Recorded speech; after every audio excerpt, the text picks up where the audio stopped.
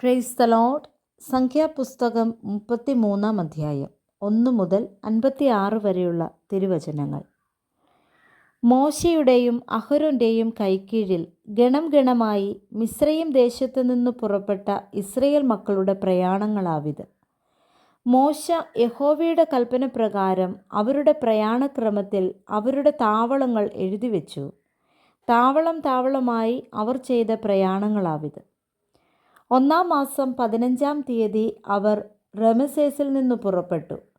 പെസഹ കഴിഞ്ഞ പിറ്റേന്നാൾ ഇസ്രയേൽ മക്കൾ എല്ലാ മിസ്രയീമ്യരും കാൺകെ യുദ്ധസന്നദ്ധരായി പുറപ്പെട്ടു.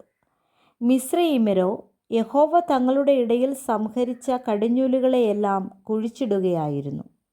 അവരുടെ ദേവന്മാരുടെ മേലും യഹോവ ന്യായവിധി നടത്തിയിരുന്നു.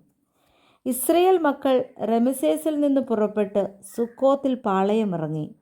സുക്കോത്തിൽ നിന്ന് അവർ പുറപ്പെട്ട് മരുഭൂമിയുടെ അറ്റത്തുള്ള ഏഥാമിൽ പാളയമിറങ്ങി. ഏഥാമിൽ നിന്ന് പുറപ്പെട്ട് ബാൽസെഫോനെതിരെയുള്ള പീഹഹിരോത്തിന് തിരിഞ്ഞുവന്നു. അവർ മിഗ്ദോലിന് കിഴക്ക് പാളയമിറങ്ങി. പീഹഹിരോത്തിന് കിഴക്ക് നിന്ന് പുറപ്പെട്ട് കടലിൻ്റെ നടുവിൽ കൂടി മരുഭൂമിയിൽ കടന്ന് ഏഥാം മരുഭൂമിയിൽ 3 ദിവസത്തെ വഴി നടന്ന് മാറായിൽ പാളയമിറങ്ങി. മാറായിൽ നിന്ന് പുറപ്പെട്ട് ഏലീമിലെത്തി. ഏലീമിൽ 12 നീരുറവും 70 ഈന്തപ്പനയും ഉണ്ടായിരുന്നത് കൊണ്ട് അവർ അവിടെ പാളയമിറങ്ങി. ഏലീമിൽ നിന്ന് പുറപ്പെട്ട് ചെങ്കടലിനരികെ പാളയമിറങ്ങി. ചെങ്കടലിനരികെ നിന്ന് പുറപ്പെട്ട് സീൻ മരുഭൂമിയിൽ പാളയമിറങ്ങി. സീൻ മരുഭൂമിയിൽ നിന്ന് പുറപ്പെട്ട് ദൊഫ്കയിൽ പാളയമിറങ്ങി. ദൊഫ്കയിൽ നിന്ന് പുറപ്പെട്ട് ആലൂശിൽ പാളയമിറങ്ങി. ആലൂശിൽ നിന്ന് പുറപ്പെട്ട് രഫീദീമിൽ പാളയമിറങ്ങി. അവിടെ ജനത്തിന് കുടിപ്പാൻ വെള്ളമില്ലായിരുന്നു. രഫീദീമിൽ നിന്ന് പുറപ്പെട്ട് സീനായ് മരുഭൂമിയിൽ പാളയമിറങ്ങി. സീനായ് മരുഭൂമിയിൽ നിന്ന് പുറപ്പെട്ട് കിബ്രോത്ത് ഹത്താവയിൽ പാളയമിറങ്ങി. കിബ്രോത്ത് ഹത്താവയിൽ നിന്ന് പുറപ്പെട്ട് ഹസേരോത്തിൽ പാളയമിറങ്ങി. ഹസേരോത്തിൽ നിന്ന് പുറപ്പെട്ട് റിത്മയിൽ പാളയമിറങ്ങി. റിത്മയിൽ നിന്ന് പുറപ്പെട്ട് റിമ്മോൻ പേരസിൽ പാളയമിറങ്ങി. റിമ്മോൻ പേരസിൽ നിന്ന് പുറപ്പെട്ട് ലിബ്നയിൽ പാളയമിറങ്ങി. ലിബ്നയിൽ നിന്ന് പുറപ്പെട്ട് റിസയിൽ പാളയമിറങ്ങി. റിസയിൽ നിന്ന് പുറപ്പെട്ട് കെഹേലാഥയിൽ പാളയമിറങ്ങി. കെഹേലാഥയിൽ നിന്ന് പുറപ്പെട്ട് ഷാഫേർ മലയിൽ പാളയമിറങ്ങി. ഷാഫേർ മലയിൽ നിന്ന് പുറപ്പെട്ട് ഹരാദയിൽ പാളയമിറങ്ങി. ഹരാദയിൽ നിന്ന് പുറപ്പെട്ട് മഖ്ഹലോത്തിൽ പാളയമിറങ്ങി.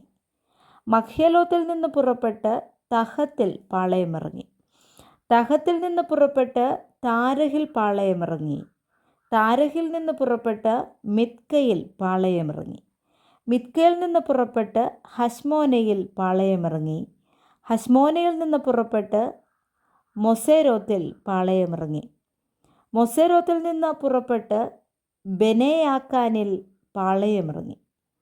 ബെനേയാക്കാനിൽ നിന്ന് പുറപ്പെട്ട് ഹോർ ഹഗിദ് ഗാദിൽ പാളയമിറങ്ങി. ഹോർ ഹഗിദ് ഗാദിൽ നിന്ന് പുറപ്പെട്ട് യൊദ്ബാഥയിൽ പാളയമിറങ്ങി. യൊദ്ബാഥയിൽ നിന്ന് പുറപ്പെട്ട് അബ്രോനിയിൽ പാളയമിറങ്ങി.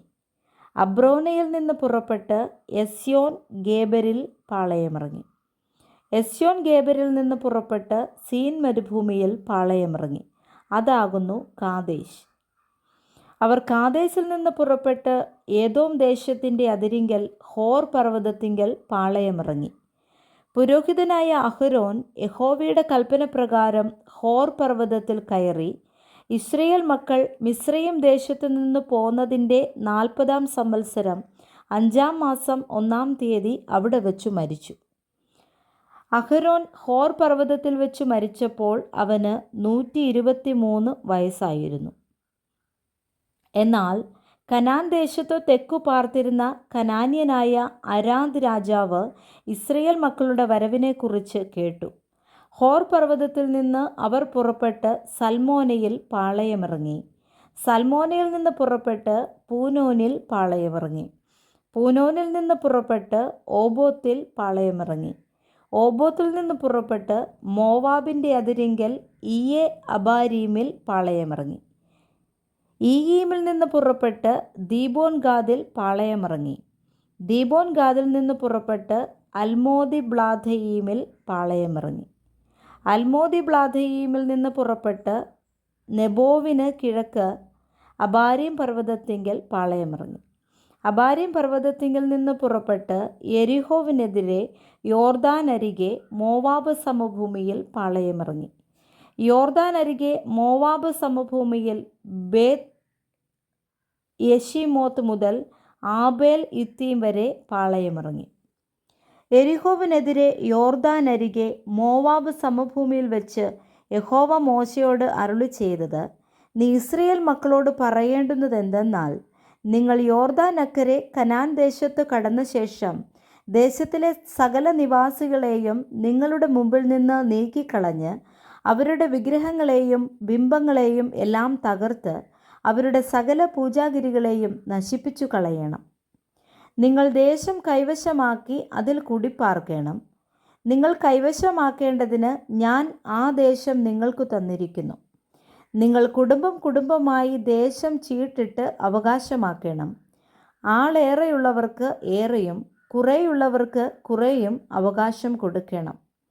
അവനവന് ചീട്ട് എവിടെ വീഴുന്നുവോ അവിടെ അവൻ്റെ അവകാശം ആയിരിക്കണം. പിതൃഗോത്രമായി നിങ്ങൾക്ക് അവകാശം ലഭിക്കണം. എന്നാൽ ദേശത്തെ നിവാസികളെ നിങ്ങളുടെ മുമ്പിൽ നിന്ന് നീക്കിക്കളയാതിരുന്നാൽ നിങ്ങൾ അവരിൽ ശേഷിപ്പിക്കുന്നവർ നിങ്ങളുടെ കണ്ണുകളിൽ മുള്ളുകളും പാർശ്വങ്ങളിൽ കണ്ടകങ്ങളുമായി നിങ്ങൾ പാർക്കുന്ന ദേശത്ത് നിങ്ങളെ ഉപദ്രവിക്കും. അത്രയുമല്ല, ഞാൻ അവരോട് ചെയ്യുവാൻ നിരൂപിച്ചതുപോലെ നിങ്ങളോട് ചെയ്യും. Praise the Lord. വായിച്ച തിരുവചനങ്ങളാൽ കർത്താവ് നമ്മെ ഏവരെയും സമൃദ്ധിയായി അനുഗ്രഹിക്കുമാറാകട്ടെ. ആമേൻ.